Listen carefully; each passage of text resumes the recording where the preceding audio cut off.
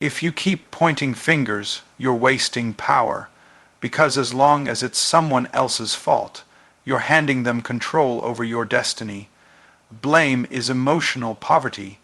It feels like a shield, but it's really a cage. People blame others because it feels easier than facing the uncomfortable truth. They played a part. They stayed too long. They ignored the signs. They didn't speak up. So, rather than looking within, they look around. But every time you blame someone else for what went wrong, you're giving away your power. You're emotionally bankrupt, and blame is the withdrawal you keep making, hoping for a deposit that never comes. You can't build a rich emotional life on the foundation of blame. Why? Because blame keeps you stuck in a cycle where you wait for someone else to fix what they broke, apologize for what they did, or suddenly become who they never were.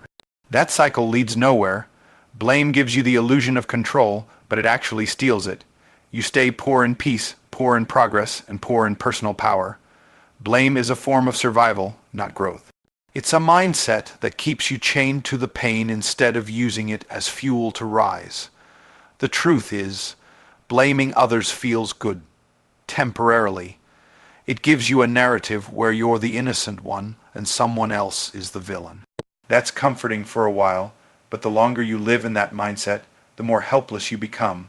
Because if it's always their fault, then you're always waiting for them to change, waiting for them to admit, waiting for them to undo what's been done. But your growth cannot be held hostage by someone else's lack of accountability. Blame convinces you that you're protecting yourself, but you're really imprisoning yourself. You're locking your future behind a door labeled what they did. It creates emotional resentment, anger, self-pity, all accumulating interest. And just like financial poverty, emotional poverty affects everything.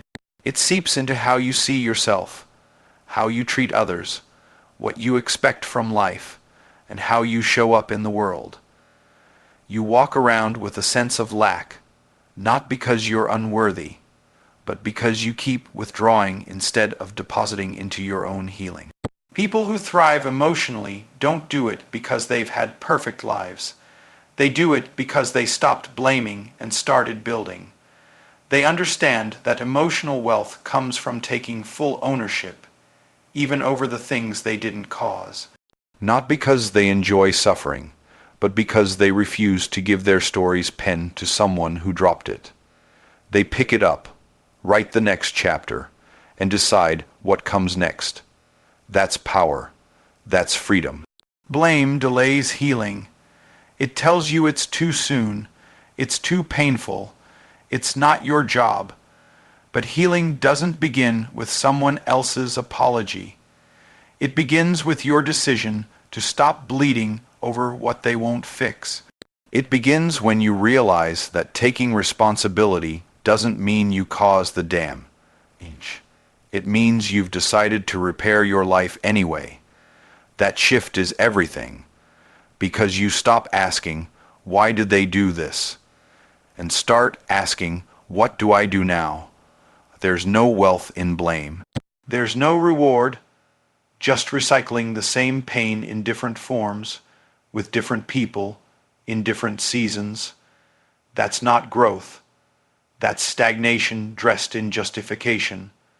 And the longer you justify staying stuck, the more normalized emotional poverty becomes. You get used to the lack, used to the bitterness, used to the blame, until one day your potential feels like a stranger and peace feels like a myth. Emotionally rich people move different. They don't deny the hurt. They process it. But they don't pitch a tent there. They look pain in the eye and say, "You taught me. Now you don't lead me." They don't run from accountability. They run toward it because they understand that taking full ownership is not a burden. It's a breakthrough. It means they're not waiting on anyone else to fix their life. They've taken the wheel. If you're blaming, you're not building. If you're stuck in the past, you're not planning for the future. If you're waiting for someone else to change, you're wasting the time you could spend transforming. Emotional poverty is sneaky. It looks like strength at first. I'm just setting boundaries. I'm just keeping it real. I'm just not letting them off the hook. But the truth is, boundaries without accountability become walls. And keeping it real turns into keeping yourself small. The wealthiest people emotionally are the ones who stopped blaming. They made peace with what didn't make sense. They forgave not to forget, but to free themselves. They took responsibility for the direction of their life, even if they didn't steer the first storm. That's not weakness. That's leadership. That's the beginning of an unshakable life.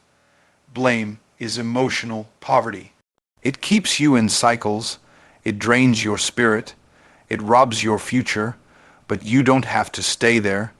You don't have to keep handing over your power to people who mishandled it. You can reclaim your growth. Reclaim your peace. Reclaim your life. Ownership is the wealth that builds emotional empires. And the day you choose, it is the day you stop being broke in spirit and start becoming unstoppable in purpose. Victim thinking is a silent thief. It doesn't break in with loud crashes or clear warnings. It slips in quietly, disguised as self-protection, justified pain, or even wisdom from past wounds. It whispers in your mind that you're doing the best you can, that life has been unfair, that you're owed something before you move forward. It makes you feel like you're staying safe, when really you're staying stuck. This mindset doesn't just steal your confidence. It robs you of opportunities, of clarity, and of the future you were meant to create. When someone operates with a victim mindset, they start to believe life is something that happens to them, rather than something they have the power to shape. It's subtle. At first, it may sound like truth. They always take advantage of me. No one ever helps me. Nothing ever works out for me. These aren't just complaints. They're the script of someone who's unknowingly giving away their authority. The longer you rehearse that script, the more natural it feels, and eventually it becomes your identity. This identity keeps you walking in circles, because victim thinking is never about what happened. It's about how you choose to respond to it. Pain is real, betrayal is real, injustice is real. But staying in that mental space where everything is someone else's fault and every failure is beyond your control, that's not healing, that's hiding. And while you're hiding behind your pain, your growth is quietly being stolen. You won't notice it at first. You'll still show up, still make plans, still try new things, but there's a heaviness that lingers.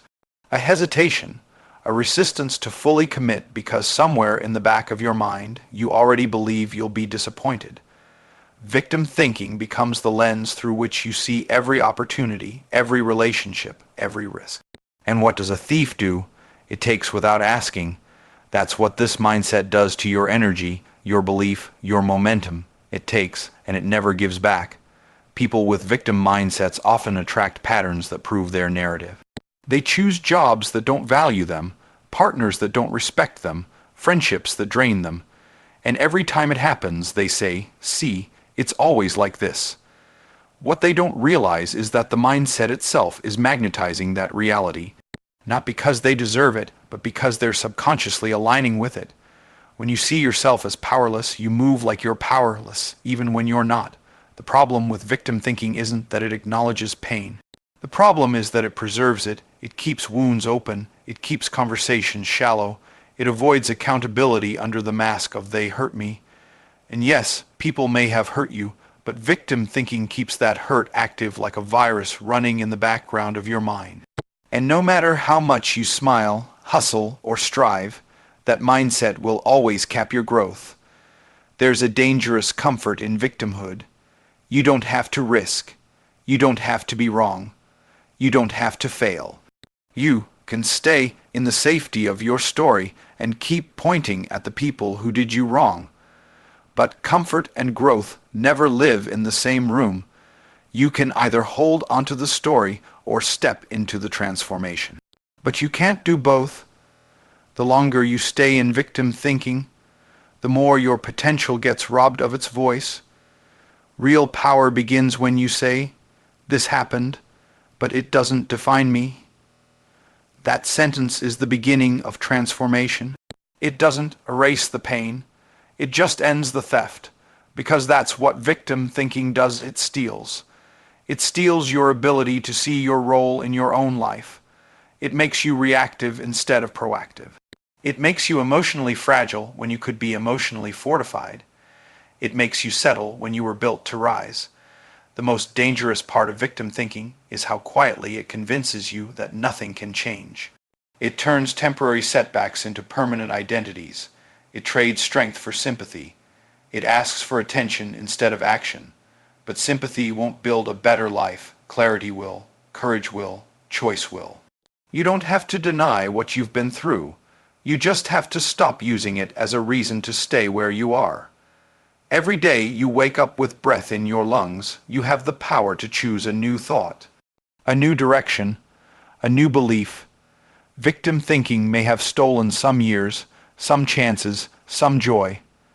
But the moment you recognize it, you can start reclaiming what it took. You were never designed to live small, scared, or silent. You were designed to rise, even from pain, especially from pain. Victim thinking doesn't shout, it whispers. It masks itself as wisdom. It clings to your wounds and calls it identity. But you were not born to be stolen from. You were born to build, to break cycles, to heal so deeply that what once broke you becomes the reason others rise. And that begins the moment you decide. No more excuses, no more blame, no more waiting. Just growth, just ownership, just forward. Responsibility is not blame, it's power. But most people confuse the two and end up avoiding both. They think that if they take responsibility, they're admitting fault, they're accepting shame, or they're carrying weight that doesn't belong to them. That misunderstanding keeps people stuck, because what they're really avoiding isn't guilt, it's greatness. Responsibility isn't about confessing wrongdoing. It's about stepping into your power, your influence, your authority over how your life unfolds. You don't grow by blaming others. You grow by deciding, "This may not have been my fault, but it is now my responsibility to respond to it." That shift changes everything. That mindset is what separates those who stay trapped by circumstances from those who break cycles. It's the difference between living life on defense or stepping onto the offense and making intentional moves forward. When you take responsibility, you regain control, not of other people, not of every outcome, but of yourself. And that's where real transformation begins. Taking responsibility doesn't mean you created the mess. It means you've decided to clean it up. And that takes strength, that takes clarity, that takes courage. It's far easier to say, "They did this to me," than to say, "Here's how I'm going to rise anyway." But power never lives in ease. It lives in ownership. And once you understand that, you stop seeing responsibility as a burden and start seeing it as the access point to your next level. The truth is, you can't heal what you don't own. You can't change what you refuse to claim. And you can't lead in life if you won't even lead yourself. Responsibility means you stop waiting for someone else to fix it, change it, or apologize for it. It means you move whether or not they ever do. It means your future no longer depends on the actions of people who may never come through. That's not weakness, that's power. A lot of people delay their growth because they're waiting for a moment that may never come. Closure, justice, an apology, someone to finally understand what they went through. But responsibility says, Even if that day never comes, I still have a life to build. I still have a calling to walk in. I still have purpose on my name. And the second you embrace that, you stop being a product of your environment and start becoming a creator of your future. When you take responsibility, you shift from reaction to action. You stop being pulled by life and start pushing toward your goals. That doesn't mean everything will go smoothly. It doesn't mean people won't disappoint you or life won't throw challenges your way. But it means your response to those challenges won't be rooted in blame, bitterness, or helplessness.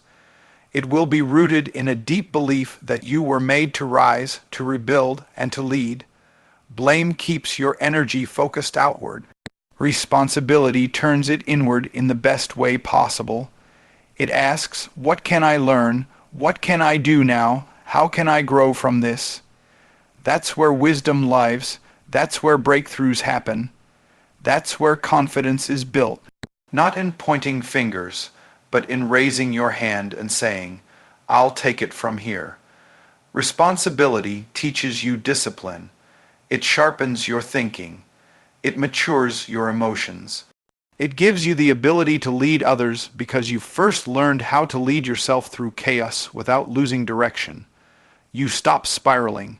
You stop shrinking. You start solving.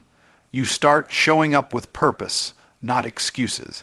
That kind of mind, that doesn't just change your life. It changes the lives of everyone who watches you move through pain without becoming it. And here's what's powerful. When you live from a place of responsibility, you stop repeating the same lesson. Because you're no longer blaming, you're learning. You're no longer reacting, you're deciding. You're no longer spinning in the past, you're building toward the future. That's how you evolve. That's how you rise with intention. That's how you separate yourself from the noise of people who keep reliving their pain instead of rewriting their story. Responsibility isn't a punishment, it's permission. Permission to be free. Permission to be powerful. Permission to choose peace instead of chaos. It's the most empowering thing you can give yourself because it means you no longer need anything from anyone else to move forward.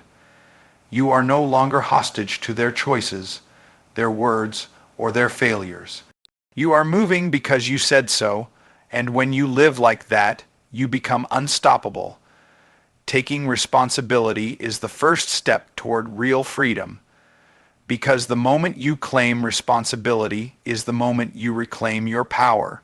And once you reclaim your power, there's nothing you can't rebuild, no storm you can't outlast, and no level you can't rise to. Responsibility is not blame. It's the blueprint for breakthrough. Growth happens in self-awareness, not self-pity. You don't evolve by feeling sorry for yourself, replaying old wounds, or waiting for someone to validate your pain. You evolve when you pause, reflect, and ask the hard questions. Why did I stay? What did I ignore?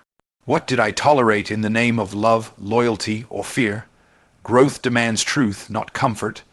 It demands you be honest with yourself, not just about what they did, but about what it revealed in you.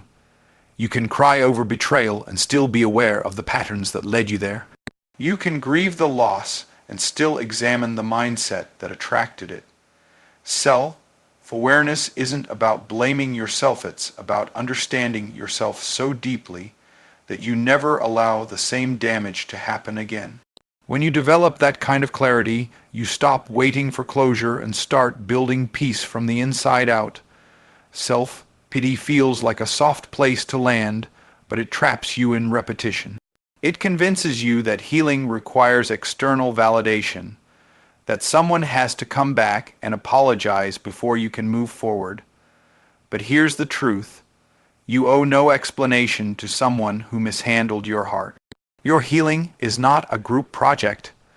You don't need their permission to release them. You don't need their understanding to move on. You don't even need their apology to reclaim your peace. Some things you let go of not because you got answers, but because you finally chose yourself. The people who mishandled your heart don't need a front row seat to your recovery. They don't need to hear how badly they hurt you or how much it cost you. Sometimes the most powerful closure is silence. Not because you're bitter, but because your energy has shifted. You're no longer trying to convince them of your worth. You've remembered it for yourself. And when you reach that point, you stop rehearsing the pain and start rewriting the narrative. Growth is not about proving a point. It's about reclaiming your power. Self-pity waits for justice. Self-awareness creates freedom. It means you stop asking why they did what they did and start asking why you allowed it to affect you this deeply. That doesn't mean you deserved it. It means you're wise enough now to recognize what needs to be healed within you, not to blame yourself, but to break cycles. You learn that some people loved you through the lens of their brokenness, and it had nothing to do with your value. You realize their inability to love you properly wasn't proof that you were unworthy. It was proof that they were unhealed. When you see that clearly, you stop personalizing their dysfunction. You stop thinking their mistreatment says something about you. Instead, you start using it as a lesson in boundaries, self-respect, and emotional maturity. You don't grow by obsessing over how they couldn't see your value. You grow by recognizing the moment you stopped seeing it too. That's where the real shift happens, when you stop begging for someone else to treat you better and start treating yourself better. When you stop waiting for someone to act right and start walking away the first time they don't. That's not being cold. That's being clear. Self-awareness teaches you to sit with your truth, even when it's uncomfortable.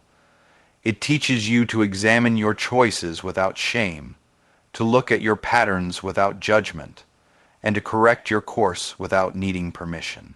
It gives you the strength to choose peace over drama, wisdom over ego, and growth over guilt. And the more self-aware you become, the less tolerance you have for people who don't match that level of depth. You begin to love yourself in a way that doesn't require explanation, in a way that doesn't demand performance. You protect your energy without apology. You say no without guilt. You walk away without needing closure. Because you finally understand that the people who mishandled your heart are not qualified to understand your healing. They weren't careful with your love. Why give them a voice in your recovery? There's a sacred power in choosing yourself after being chosen last. There's freedom in not defending your decision to grow. Some people will never understand the version of you that no longer tolerates what you once accepted. And that's okay. They don't have to understand it. You're not growing for them, you're growing through what they did. Self-pity says, they hurt me and I can't let it go. Self-awareness says, they hurt me, but I won't let it define me. And that difference is everything. That difference is the line between staying wounded and walking in wisdom, between holding on and healing, between staying small and rising higher. Growth happens when you decide your future deserves more energy than your past. When you stop giving explanations to people who disrespected your heart. When you stop waiting to be understood and start standing fully in your own understanding. Because the moment you become self-aware is the moment you stop being stuck. Every excuse delays your elevation. Every time you justify why you didn't start, why you gave up, why you're still stuck, you push your progress further into the future. Excuses are the chains we put on ourselves, and they're always dressed up as valid reasons. But underneath all of them is fear. Fear of failure, fear of success, fear of discomfort, fear of judgment, and until you stop negotiating with fear, you will always have a story for why you're not where you were meant to be. Excuses feel smart in the moment. They make you feel safe. They let you off the hook. They give you someone or something to blame. I'm too tired. I don't have enough time. I wasn't given the same opportunity. I don't have the support. They might sound true, and they might even be partially true, but they're not the full truth. The full truth is that you have something in your control. You always do. And every time you choose to speak an excuse, you silence your power. You weren't created to repeat cycles. You were created to rise, and rising requires discipline. Rising demands that you take full ownership of your time, your focus, your energy. The elevation you're praying for, hoping for, waiting for, it's not waiting on perfect conditions. It's waiting on your decision. Excuses convince you that the conditions need to change, but the reality is, you need to change how you respond to the conditions. You can't elevate and excuse yourself at the same time. You can't expand and shrink back. You can't create a new level while defending the old one. Every time you let an excuse win, you lose momentum, you lose clarity, you lose time, and time is the one resource you don't get back. You can rebuild money, relationships, and opportunities, but you cannot recover wasted time spent justifying why you didn't take action. Excuses are seductive. They give you emotional comfort. They let you preserve your ego. Because as long as it wasn't your fault, you get to stay in the clear. But you also stay in the same place. That's the trade off. You protect your pride, but you delay your progress. The people who elevate in life are not the ones with the perfect path. They're the ones who took imperfect steps consistently, without excuses. You don't need more chances. You need more commitment. You don't need more motivation. You need more discipline. You don't need a better situation. You need a better mindset. Because elevation isn't about what's happening around you. It's about what's happening within you. You can change your environment, your friends, your job, and your goals. But if you don't change your accountability, your elevation will always be temporary. When you take responsibility for your life, you start to feel friction. Not because you're failing, but because you're growing. That's what excuses try to save you from. Discomfort. But discomfort is the door to elevation. There's no growth in comfort. There's no breakthrough in retreat. You have to be willing to go where it's hard, to push through resistance, to show up when you don't feel like it. Excuses talk you out of greatness by making average feel acceptable. Look at the people who are where you want to be. They didn't get there by waiting for ideal conditions. They showed up anyway. They sacrificed. They silenced the excuse and found a way. You may think you're at a disadvantage, but your excuse is someone else's starting line. Someone out there has less than you, but they're doing more with it, because they stopped letting excuses run their life. You don't need to be perfect. You just need to be responsible. And being responsible means you stop allowing your excuses to speak louder than your purpose. You were not built to settle. You were not built to repeat the same year over and over. You were built to rise, but elevation costs something. It costs comfort. It costs the old version of you that was okay with putting things off, blaming others, waiting on motivation. You have to trade that version in for one who takes action without delay. If you keep saying tomorrow, eventually your opportunity will become someone else's reality. While you're justifying why it can't happen, someone else is walking in what you were capable of building. Excuses don't just delay you. They demote you. They keep you on a level you were meant to outgrow. You were designed for more. But you don't get more by doing less. You get more by showing up relentlessly. You get more by refusing to be a prisoner of your excuses. You already have the ability to elevate. It's inside you. It's not a matter of having it. It's a matter of unlocking it. And the only way you do that is by deciding you're done making room for excuses. You're done letting fear sound like reason. You're done defending your limitations, because the moment you eliminate the excuse is the moment you activate the elevation. And that's the moment everything begins to change. Freedom begins where blame ends. As long as you keep pointing fingers, you're locking the door to your own breakthrough. It feels easy to blame your past, your parents, your circumstances, the betrayal, the rejection. And sometimes the story is real, the pain was deep, the hurt was intentional, but staying in a space where someone else is responsible for how you feel, how you live, and how you show up, that is the real prison. Because blame never sets you free.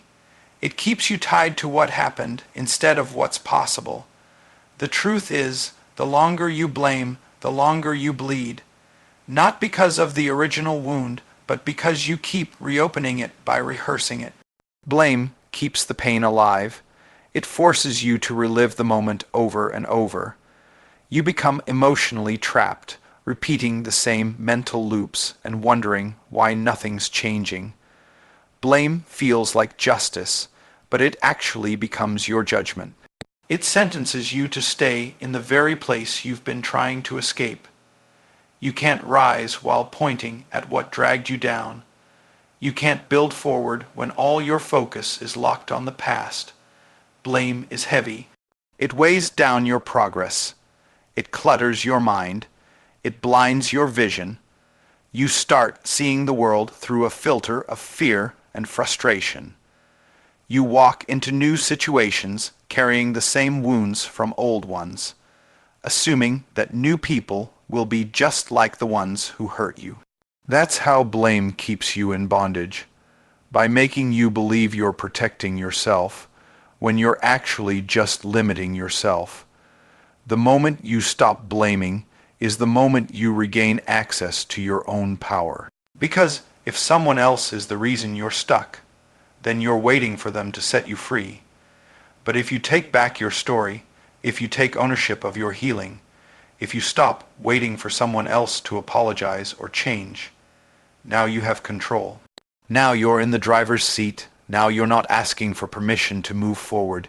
You're deciding. You don't need their understanding to grow. You don't need their acknowledgement to heal. You don't need their permission to move on. You are not required to stay small to prove how badly they treated you. Sometimes the most powerful thing you can do is walk away without needing anything from the people who hurt you. Not their apology, not their validation, just your freedom. Freedom comes when you realize that your peace is more important than their punishment.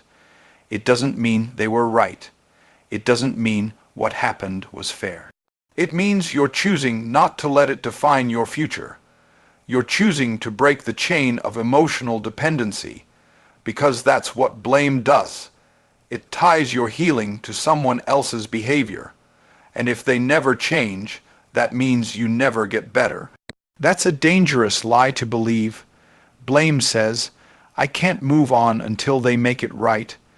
Freedom says, I'm not waiting another minute to reclaim my life. There's something powerful that happens when you stop explaining your pain to people who can't comprehend your growth. You don't owe anyone a play of your healing. You don't need anyone to sign your evolution. Some people will never admit what they did. Some people will rewrite the story to make themselves feel better. Let them. You don't have time to argue over the past when your future is calling.